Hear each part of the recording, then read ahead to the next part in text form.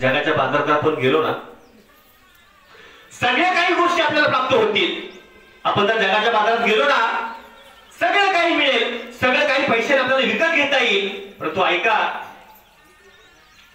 आई आणि वडिलांचं जे प्रेम आहे ना,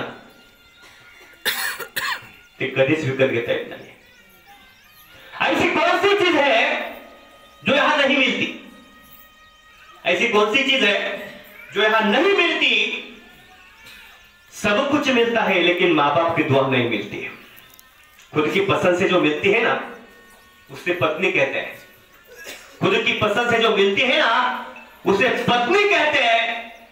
लेकिन भाग्य और नसीब से जो मिलती है ना, वो तो सिर्फ माँ बाप की दुआ होती है. वो तो सिर्फ माँ बाप की दुआ होती है. मनामध्ये प्रश्न पडतो की आमची आई म्हणजे काय असते. आमच्या आजींचं 88 वर्ष वय होत. बघा, 88 वय या ठिकाणी आमच्या आईचं आहे. मला वाटते त्यांच्या मुलींचं वय सुद्धा 55-50च्या आसपास असणार. विचार करा, समोर बसलेले असाल, आमची 88 वर्षाची आई आहे आणि 55 वर्षाची मुलगी घरी जाऊ द्या. घरी गेल्यानंतर कधीही तिची पिशवी रिकाम्या हाताने येऊ देत नाहीये ना, ती आमची आई आहे. विचार करा, तांदूळ तर टाकील, डाळ तर टाकील, काहीतरी कडधान्य तरी देईल, भाजीपाला तरी देईल. अहो, कांदे काही टाकायची गोष्ट आहे का? कांदे काही द्यायची गोष्ट आहे? परंतु आमच्या आईने त्या रिकाम्या पिशवीमध्ये ते कांदे सुद्धा दिलेले आहेत. ऐका, ज्या दिवस आई जाते ना, आणि आई निघून गेल्यानंतर या जगामध्ये निस्वार्थ प्रेम करणारं नातं सुद्धा संपून जातं. पहिला मंडळ, तुम्हाला खरं तुमच्या डोळ्यामध्ये पाणी. आईचे किती उपकार आहेत, ते उपकार आपण कधी फेडू शकत नाहीये.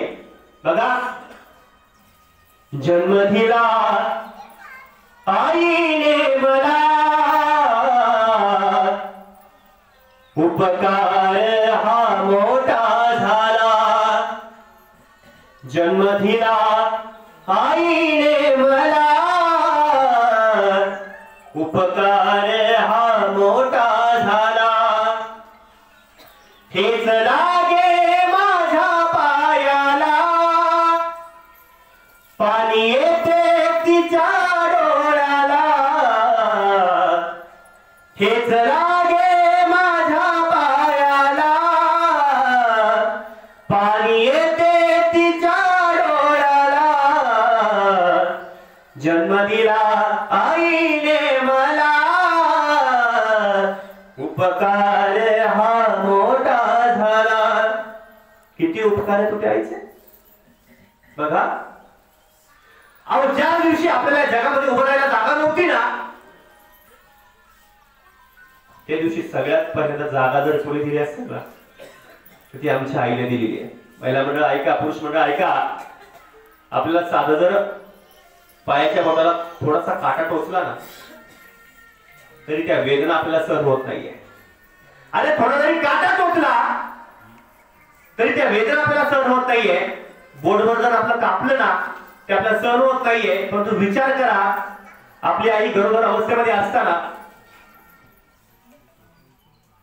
ज्यावेळेस डॉक्टर सांगतात ना की तुम्हाला आता सिजेर करावे लागेल, अरे पोटभर जरी फाटलं तर ते सहन, ते दुःख होत नाहीये. परंतु मुलाला जन्म देण्याकरता हातभर पोट फाडायला फक्त आमची आई तयार होत असते. हे प्रेम फक्त आईच करत असते. म्हणून सगळ्यात पहिल्यांदा जागा जर कोणी दिली असेल ना, ती आमच्या आईने दिलेली आहे. दुसरा उपकार जर कोणता केला असेल आमच्या आईने, ऐका ऐका दादा, दुसरा उपकार आमच्या आईने म्हणजे आम्हाला श्वास दिला. बाळ ज्यावेळेस आईच्या गर्भामध्ये असतं ना, तुम्ही विचार करा, आईने जो घेतलेला श्वास आहे ना, त्या घेतलेल्या श्वासापैकी अर्धा श्वास हा त्या बाळाला प्राप्त होत असतो. आणि बघा, आईने श्वास घेतला, त्या आईने घेतलेला श्वास त्या बाळाला मिळत असतो. आणि बघा, तुम्ही कुठे जरी हिंडून आला ना, ज्यावेळेस प्रसूती होते ना, प्रसूती झाल्यानंतर जोपर्यंत बाळ रडत नाही ना, तोपर्यंत ती नाळ कापली जात नाही. म्हणजे जोपर्यंत बाळ बाहेरचा श्वास घेत नाहीये तोपर्यंत जगामध्ये कुठलाही डॉक्टर नाळ कापत. याचं कारण असं आहे, त्याच्या अगोदर जर ती नाळ कापली तर बाळ दगावण्याची शक्यता असते. म्हणजे आमच्या आईवर दुसरा उपकार केलाय, आम्हाला श्वास दिलाय. तिसरा उपकार ऐका, आमच्या आईने आम्हाला रक्त दिलंय. बघा, आपल्या संपूर्ण शरीराची जी रचना आहे ना, आईच्या गर्भावस्थेमध्ये आईने आम्हाला रक्त दिलंय. तुम्ही मला महाराज रक्त म्हणजे काय गोष्ट आहे? आम्ही जर आता नारायणगावला गेलो तर 2-3 हजारामध्ये ती रक्ताची पिशवी भेटत असते. परंतु ऐका, ते रक्ताची पिशवी भेटेल, परंतु ते रक्त मॅच होण्याकरता पेशंटचा आणि डोनरचा रक्तगट एक असावा लागतो, तरच ते रक्त मॅच होत असतं. बरं का, मी अभ्यासाविषयी बोलतोय. आईचा रक्तगट वेगळा आहे आणि मुलाचा रक्तगट वेगळा आहे. जगामध्ये लाखो उदाहरणं तुम्हाला दाखवून देईल. आईचा आणि मुलाचा रक्तगट वेगवेगळा आहे. तरी सुद्धा रक्तगट वेगवेगळा असून सुद्धा जर नाळे वाटे त्या बाळाला रक्त प्राप्त होतं तर ते बाळ जगत कसं काय? अजून हे उत्तर सायन्सला सापडलेलं नाहीये. ही जी रचना आहे ना, म्हणजे आपण म्हणतो जिथं सायन्स थांबतं तिथून पुढे आमचा अध्यात्म चालू होत असतं. विचार करा, असं फिल्टर बसवले भगवान परमात्मेने की अरे आईचा रक्तगट वेगळा असू किंवा मुलाचा रक्तगट वेगळा जरी असला तरी त्या मुलाला ते रक्त मॅच होण्याचं जे सामर्थ्य आहे, ते मॅच होण्याकरता जे फिल्टर आहे, ते आमच्या भगवान परमात्मेने दिलेलं आहे. आणि तिसरा, चौथा आणि शेवटचा उपकार, आईने आम्हाला दूध दिलंय. या दुधाद्वारे आपल्या संपूर्ण शरीराची रचना आहे. बघा, आपले जे हाड आहे, या सगळ्या हाडांची निर्मिती कशापासून आहे? दुधापासून आहे. आता विचार करा, ज्यावेळेस मनुष्य हा देह सोडतो आणि देह सोडल्यानंतर आपली कितीही जरी सुंदर त्वचा असली ना, ती सगळे जळून जाते. कितीही जरी सुंदर केस असले, सगळे जळून जातात. खाली शिल्लक फक्त हाडं राहतात. बरोबर आहे? याचं कारण असं आहे, जगामध्ये सगळ्या गोष्टीला जाळण्याचं सामर्थ्य अग्नीमध्ये. परंतु विचार करा, हाडं का जळत नाहीये? त्या सगळ्या हाडांची निर्मिती आईच्या दुधापासून आहे. अग्नीमध्ये सुद्धा हे ताकद नाहीये की ती आईच्या दुधाला जाळू शकेल. आणि बघा, आपल्या हिंदू धर्मशास्त्रानुसार ज्यावेळेस सावरण्याचा कार्यक्रम होत असतो ना, त्यावेळेस पहिल्यांदा ते दुधाला दूध मिळवलं जातं. अस्थि संग्रहित करण्याकरता पहिल्यांदा दूध त्या ठिकाणी टाकलं जातं आणि मग अस्थि संचलित केले जातात. म्हणून आई आणि वडिलांचे उपकार खूप आहे. मनामध्ये प्रश्न पडतो की आमच्या आईला काय उपमा द्यावी हो? आमच्या आईला एखाद्या समुद्राची उपमा द्यावी का? कारण बघा, समुद्रामध्ये गटारात जरी पाणी गेलं ना, तरी ते समुद्र स्वतःमध्ये सामावून घेत असतो. आणि समुद्रामध्ये नदीचं जरी पाणी गेलं ना, पवित्र अशा उकडी नदीचं, तरी सुद्धा समुद्र स्वतःमध्ये सामावून घेत असतो. तसं आमचं आईचं आहे. आईला मुलगा दारू पिणारा जरी असला आणि आईला मुलगा चांगला जरी असला ना, दोन्ही मुलांची आई आपल्या पोटामध्ये घालते ना. म्हणून असं वाटलं की आईला समुद्राची उपमा देऊन टाकावी, परंतु नाही. परत असं वाटलं की आमच्या आई पुढे तो समुद्र सुद्धा कमी पडेल. कारण बघा, समुद्राने जरी नदीचंही पाणी घेतलेलं असलं, समुद्राने जरी गटाराचंही पाणी घेतलेलं असलं ना, घेतलेलं सगळं पाणी समुद्राने खालट केलं होतं. याच्या उलट आमच्या आईने अमृताही पेक्षा गोड दूध आम्हाला दिलं होतं ना, म्हणून तिथे समुद्रापेक्षा श्रेष्ठ आहे. मनामध्ये प्रश्न पडतो की आमच्या आईला या सूर्याची उपमा द्यावी का? कारण सूर्य काय करतो? सूर्य हा अंधाराचा नाश करतो आणि प्रकाशाचं दिग्दर्शन करत असतो. तसं आमच्या आईने आमच्या अज्ञानाचा नाश केलाय आणि आमच्या ज्ञानाचं दिग्दर्शन केलंय. म्हणून मनामध्ये असं वाटलं की आमच्या आईला त्या सूर्याची उपमा देऊन टाकावी. परंतु ऐका, परत असं वाटलं नाही. आमच्या आई पुढे तो सूर्य सुद्धा कमी पडेल. कारण सूर्याने जरी प्रकाश दिला असला, सूर्याने जरी रस्ता दाखवला असला ना, तरी त्या रस्त्याने चालायला मात्र आमच्या आईने आम्हाला बोट धरून शिकवलंय. तो सूर्य दुपारी इतका तापणार आहे, तो सूर्य दुपारी इतका तापणार आहे की त्याच्या तापल्याने सगळे सावलीत जाणार आहे. ऐका, सूर्य दुपारी 12ला इतका तापला की त्याच्या तापल्याने सगळे सावलीत निघून गेले.